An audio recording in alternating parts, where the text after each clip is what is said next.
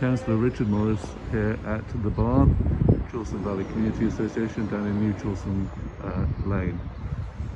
Here to show how the Droitwich Community is pulling together to support in these difficult days during COVID.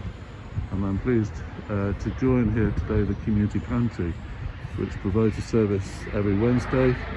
You can book food parcels online. It costs £3.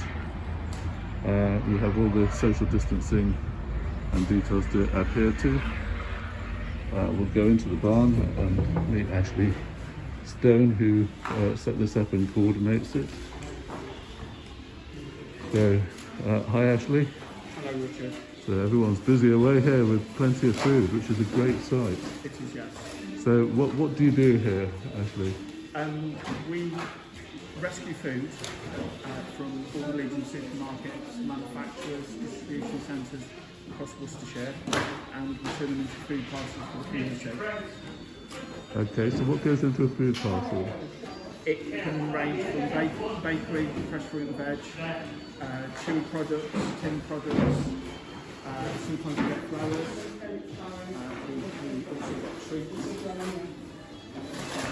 The parcels vary from week to week. We can't guarantee what's in the parcels each week. And you just make up a family parcel?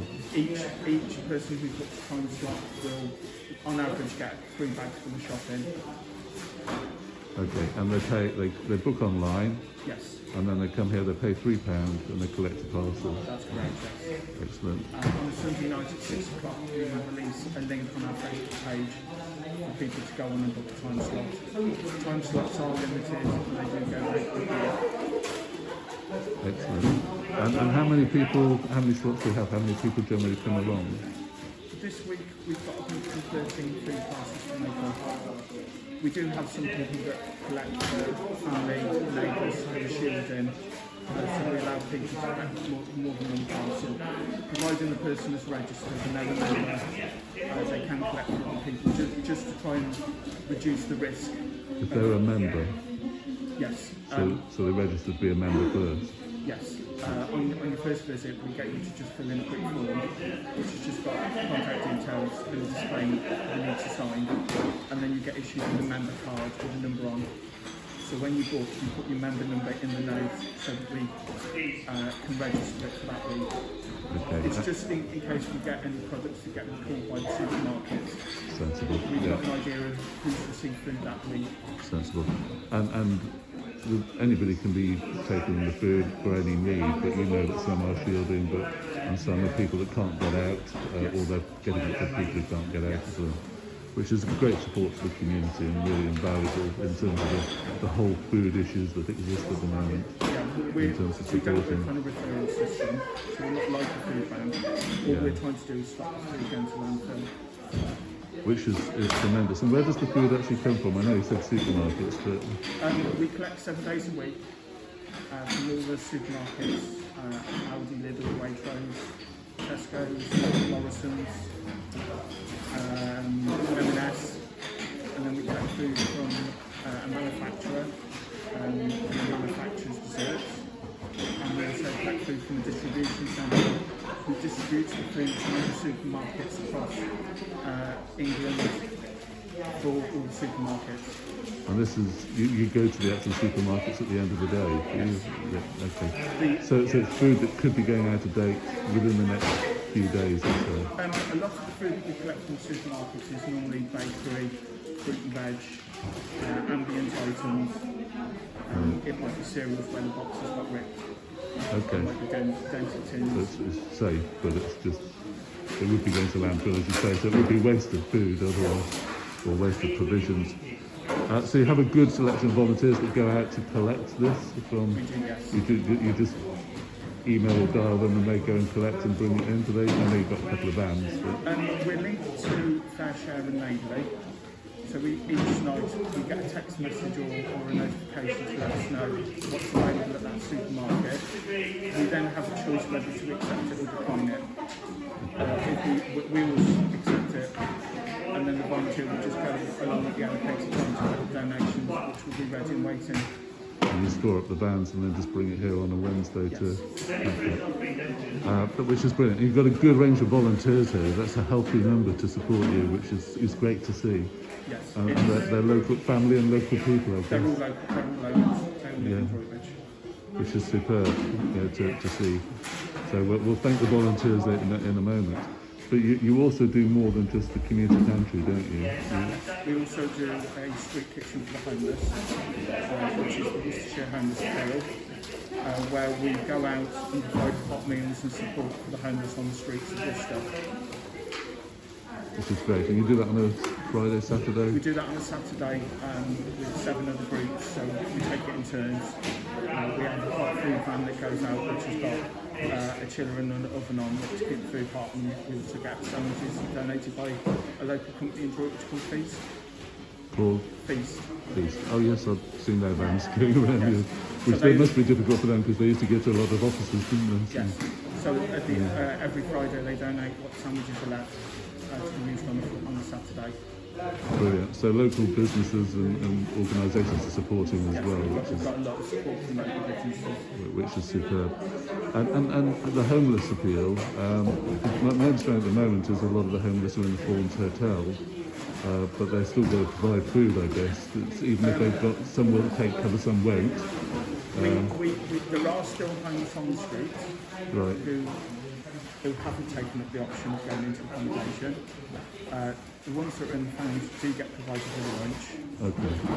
Some of them that come to us may have been put into accommodation, but it's their, because they've been on the streets for so long, it's part of their community. So they come out for food. And we do get people who aren't homeless, have never been homeless, but are struggling for a hot meal. So they come out for a hot meal because they're hungry. So we never ask questions. If somebody's coming down for a hot meal, they get a hot meal. And homeless is a wide range of different groups and different dynamics, so you can't just categorise it into one. No, you've got people like, they may be in a B&B, they may be sofa surfing, or they may be a rough sleeper. And there'll be all ages and genders. All ages from sort of 16, 17 up to 80. Brilliant. So if people want to support, in terms of perhaps volunteering for the Homeless Appeal or for the Community Pantry, they just contact you on the Facebook page as well? Contact us on the Facebook page or go on to our website for the Worcestershire Homeless Appeal. There's a link on our Facebook page, and on there is a form that you can download and complete. And if any positions come available, we will then contact somebody.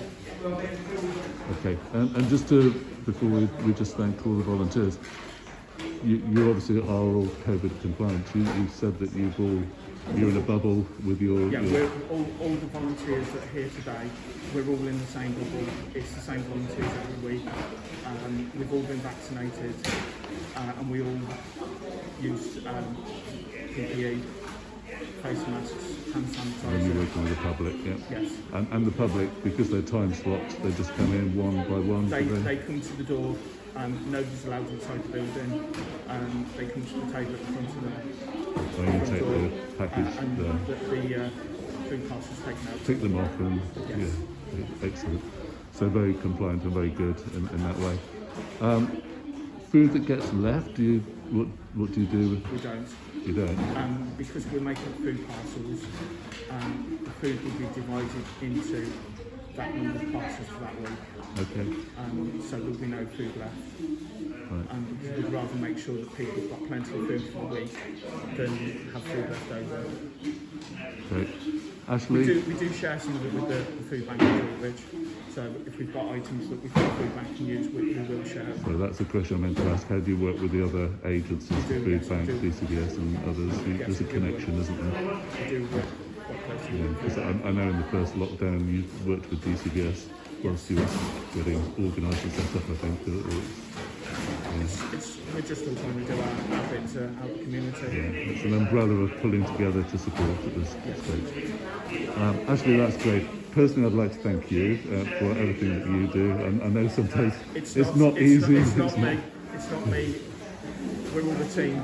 I accept all do that, it together. but it needs a figurehead. It needs somebody to drive it, coordinate it, and you set it up and create that momentum to bring that change to the community. So thank you for that.